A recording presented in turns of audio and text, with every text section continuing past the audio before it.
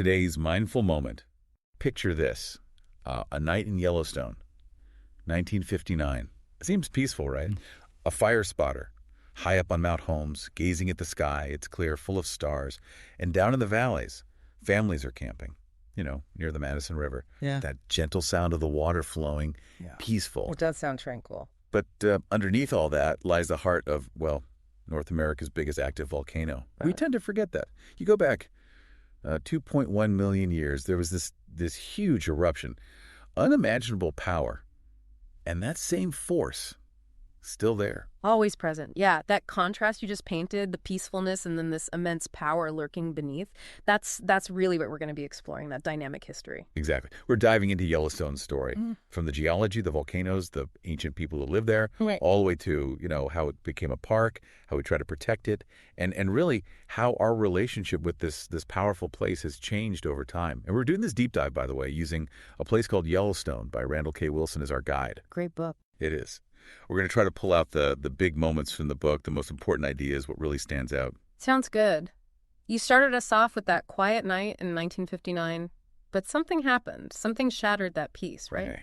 Big time. See, just outside the park, there's this area near Hebgen Lake. Okay. And there was this campground there, Rock Creek Campground. Families were spending the evening there, beautiful August night. Mm-hmm. Irene and Parley Bennett, they went by Pud. They were visiting from Idaho with their 4 kids. And then Carol Painter's family was there too. Some folks were even sleeping right out under the stars.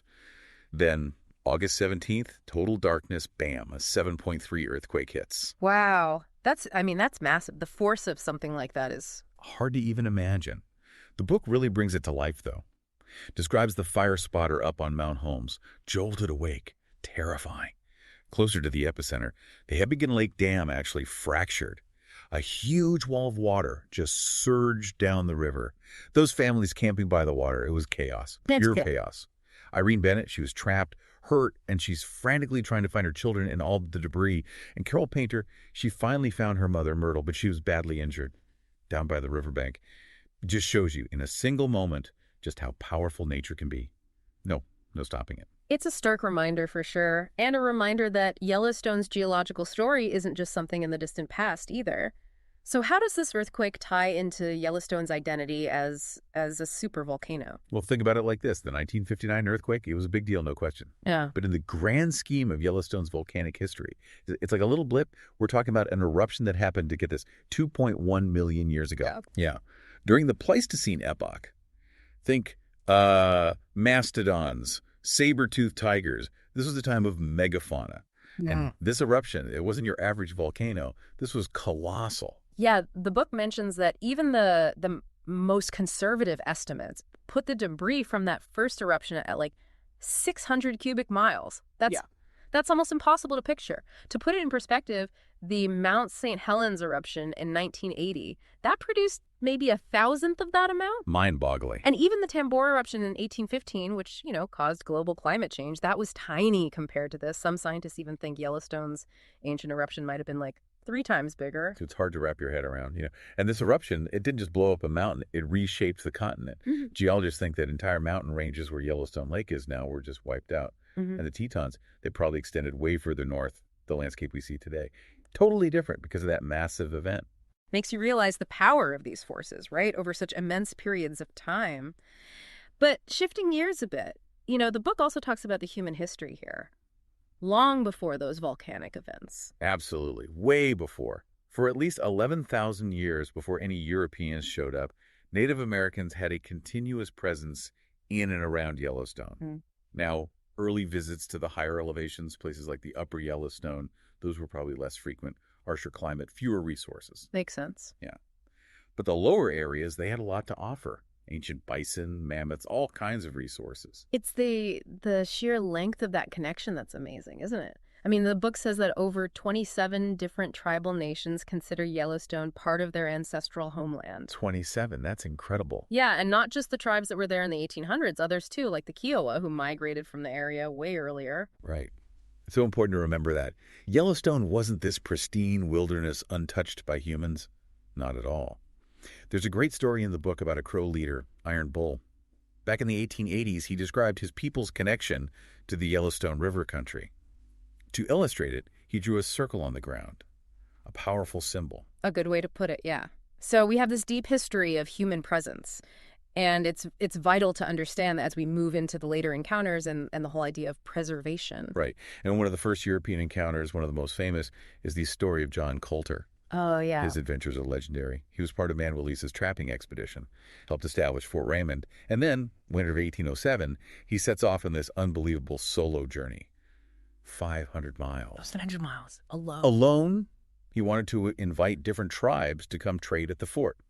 And he actually convinced, get this, around 800 Crow and Salish people to go back with him. Wow. That's some serious persuasion skills. Right. But the journey wasn't peaceful. In the Three Forks area, they got attacked by a Pea and Blackfeet war party. Way bigger than them. Uh-oh. Yeah. And during that battle, Coulter got hurt, injured his leg. But the book says, even with the injury, he fought like crazy, using his rifle to help the Crow and Salish fight back, drive the Blackfeet off. I bet that earned him some respect. No doubt. But his run-ins with the Blackfeet weren't over. There's this famous story, his run. An elder warned him, told him to get out of there. So he starts running, a group of Blackfeet warriors right behind him. Chasing him down. Yeah. He's injured, desperate, makes a dash for the river, hides in a beaver lodge, underwater, for hours, narrowly escapes. Like something out of a movie. It is. And this story, his escape, it gets written about by Bradbury, later by Washington Irving. Yeah. Becomes a legend. But here's the thing. Neither of those famous accounts mentioned his travels through Yellowstone. That's strange. Right. You would think that would be the highlight. But even back then, there were hints. Clark's map from Lewis and Clark. Oh, yeah. It actually has Hot Spring Brimstone marked on it. Right along what's labeled Coulter's Route 1807, near the Yellowstone River. So some people knew the knowledge was out there. But not widespread. Right. The book talks about why Yellowstone stayed kind of hidden for so long back then. A lot of the trappers, they couldn't read or write. So no written records. Oh, that makes sense. Yeah. And it was dangerous work. Many didn't live to tell their tales. Plus, they were focused on beaver pelts. Making money. Geysers and hot springs. Not a priority. Yeah, I guess you're not thinking about sightseeing when you're trying to survive out there. Exactly. And then you've got guys like Jim Bridger. His stories, whoa. Yeah. Definitely made Yellowstone seem like a mythical place, almost imaginary. I've heard about him. Larger-than-life character. Oh, yeah. But for folks who wanted to learn about the West, Bridger was a key source of information, even if you had to take his stories with a pinch of salt. A bit of an embellisher. Maybe. But he was a link. Between those mountain men and the scientists who came later, the fur trade declined in the late 1830s. Many trappers, like Bridger, they switched gears, became guides, helping people head west. Bridger's fort, it was a crucial stop for wagon trains. Even the Donner Party resupplied there. And Brigham Young, with the Mormon pioneers, Bridger met with him, gave him advice on routes. Wow. So he really was connected to all the major movements west. And what about his descriptions of Yellowstone itself? Were those exaggerated too? Well, that's the interesting part. He told stories about geysers, about mammoth hot springs. And when he described them to people like Father de Smet, and even at the Fort Laramie Treaty Council in 1851, they were surprisingly accurate. So there was truth mixed in with those tall tales. Definitely. And that makes Captain Reynolds' expedition in 1859 all the more intriguing. He had Jim Bridger as his guide. And a top-notch naturalist, Dr. Ferdinand V. Hayden, seemed like the perfect team to finally explore Yellowstone. A dream team. Right. But heavy snow hit. And Reynolds decided to turn back. They never fully explored the area. And the book really highlights the tension between Hayden, who was all about discovery, and Reynolds, who had other priorities. Clash of personalities. Oh, yeah. Hayden thought Reynolds was holding back scientific progress. Reynolds probably thought Hayden was a bit too ambitious. I can see that. And because of that, Yellowstone remained mostly unexplored, officially at least. And then the Civil War broke out. That delayed things even further. Right. Everything put on hold. But when the war ended, there was a renewed focus on the West. New attempts to map and understand Yellowstone. Captain Fisk, he led some migrant expeditions. And a guy named Nathaniel Pitt Langford, he was part of those. He would become a big player in Yellowstone's future. Oh, I've heard that name. He was different from the mountain men. He was all about westward expansion. Might not have fully appreciated the Native Americans' knowledge of the land, though, but he was ambitious, saw potential. A man of his time, I suppose. Yeah, I guess so. And around this time, we have DeLacy creating a map of some of Yellowstone's geothermal features. Based on what he'd actually seen, that was a big step. Moving from stories and rumors to actual documentation. Right. And Langford, he realized Yellowstone was going to be explored one way or another. He wanted to be part of it. Met with General Sheridan, and that led to the Washburn Expedition in 1870. The Washburn Expedition, that's when Yellowstone was officially discovered. Well, discovered might be the wrong word, more like confirmed. They had Folsom's journal and de Lacy's map. They were going in blind. Okay. But they did name some of the iconic landmarks, Tower Falls, Mount Washburn. And Lieutenant Doney, he figured out that the plateau was volcanic. But the most incredible story from that expedition, Truman Everts, he got lost. Lost in Yellowstone. Yeah. For 37 days, he was out there all alone, fighting to survive, finding food, dealing with wildlife. They eventually found him, miraculously. But his story, along with the accounts from Washburn, Langford, and Doane, they really captured the public's attention. People wanted more. Everts even predicted that one day, Yellowstone would be accessible to everyone. Wow, he was right. He was. And that leads us to Ferdinand V. Hayden. Remember him? From the Reynolds expedition. The one who wanted to explore but got turned back? Exactly. He was determined to be the one to truly explore Yellowstone. And he probably already had plans for a big survey, even before Langford started promoting the area. Ambition and opportunity colliding. Right. See, Langford was promoting Yellowstone with the railroads in mind. Yep. Trying to attract investors. But Hayden, he was a scientist. His goal was to map the headwaters of the Missouri and Columbia rivers. His 1871 survey was really successful. Tons of data, precise measurements. A scientific triumph. Yeah. When he got back to Washington, D.C., people were really interested in his findings. He got letters. One was from Jay Cook's secretary at the Northern Pacific Railroad, and it hinted at Yellowstone's economic potential. People were starting to see it as more than just a scientific curiosity. Yeah, more than just geysers and hot springs. A place with value. And this is where the idea of national parks starts to take shape, right? It seems so obvious now, but back in the 1870s, it was a brand new concept. You're right. It's like mindful moments in our podcasts, the AI audiobook analysis YouTube channel. Yeah. It always points out how even ideas that seem obvious have these really interesting origins. Wallace Stegner called national parks America's best idea. But in the 1870s, it was a bold idea. Uncertain. It was, and there were earlier examples of protecting land, timber reserves, mineral deposits. They set aside Arkansas hot springs, and of course the Yosemite Grant. Right, but none of those were national parks. Not like Yellowstone. So how did Yellowstone become the first? It involved a lot of political maneuvering, didn't it? Oh yeah. The railroads were a major force. Their lobbyists were pushing hard for the Yellowstone bill. And a lot of politicians had ties to the railroads. Makes sense. They stood to benefit from it. They did. Senator Samuel Pomeroy, he was the chairman of the Senate Committee on Public Lands. He was tight with the railroads. He was key. And William Claggett, the delegate from Montana Territory, he was on board too. That gave them some local support. Smart strategy. It was. And Hayden, Langford, they didn't just sit back. They organized a whole display in the Capitol Rotunda. Rocks, sketches, paintings, photos. They gave every member of Congress a copy of Langford's article and Doane's report. Hayden even wrote an essay. A full court press. They went all out. And their arguments were smart. They stressed that Yellowstone wasn't good for farming or mining. Too wild. Right. Instead, they called it a pleasuring ground. Hayden, in his testimony, he talked about the geysers, the hot springs, said they needed protection, compared it to what was happening in Niagara Falls, being exploited. Interesting tactic, saying it was valuable because it wasn't valuable for traditional uses. Exactly. They argued that protecting it wouldn't hurt anyone, and it might benefit everyone in the future. And it worked. It did. March 1st, 1872, President Ulysses S. Grant signed the act. Yellowstone became the world's first national park. Wow. A huge moment. A turning point for conservation. But creating the park was only the first step. Managing it, that was a whole other challenge. Yeah, a park that big, that unique, I can imagine. The original act, it didn't have any money set aside. And there were no real laws to enforce the rules. But people started showing up anyway. Word gets out. It does. You had locals, wealthy folks like the Earl of Dunraven. He hired Texas Jack Omohundro as his guide. He went on these big hunting trips, even wrote a book about it, helped make Yellowstone famous internationally. Free advertising. Right, and then you had military expeditions coming in, checking things out. But as more and more people came, it became clear. The park was being damaged. Too much traffic. Yeah. And the second superintendent, Philetus Norris, he saw it firsthand. He was a real go-getter. He knew they needed better management. He saw elk being slaughtered, all kinds of problems. A tough job for sure. It was. He was way more proactive than Langford had been. Right. He built roads, set up headquarters, hired the first gamekeeper. But back in the 1870s, there was this growing idea that wilderness should be uninhabited.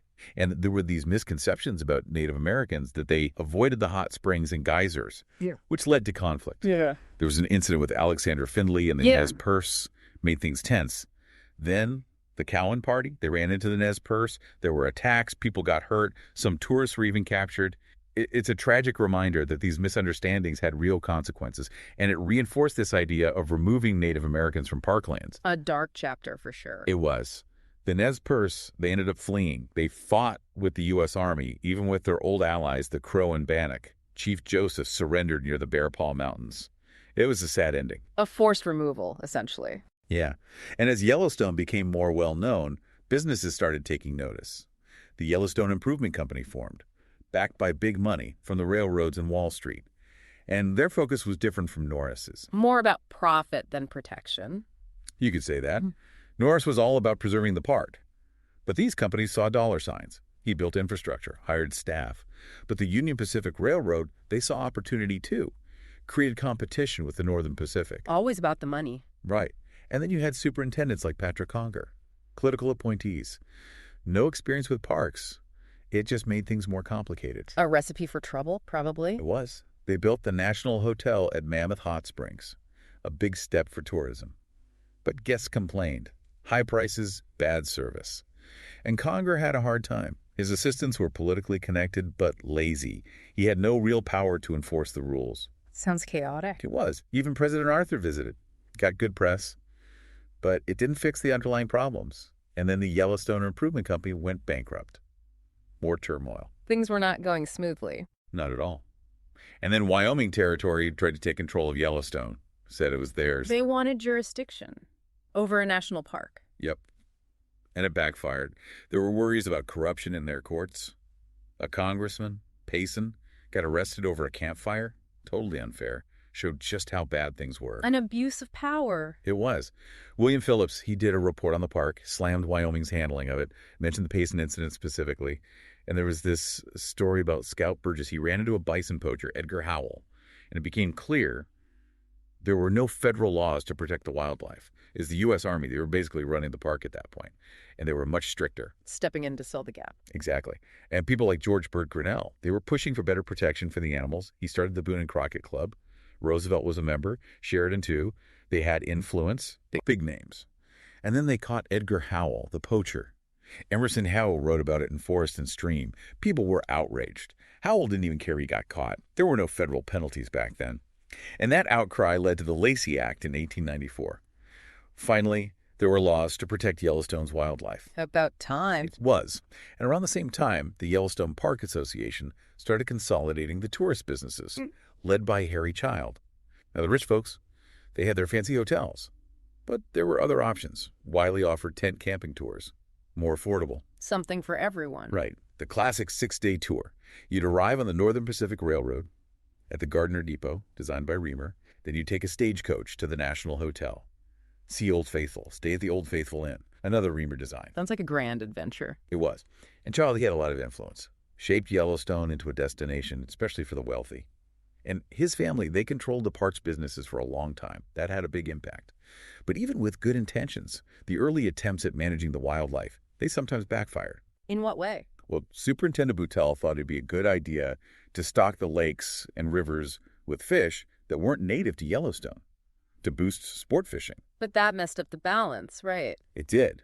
Disrupted the whole ecosystem. And then there was the bison. Gamekeeper Jones did some controversial things. They moved a herd of domesticated bison to the Lamar Valley, and they banned hunting, eradicated predators, set up feeding programs. Trying to help, but it led to overpopulation and a huge elk die-off in the 1910s. Nature's a delicate balance. It is. And the bears started getting used to human food at the garbage dumps.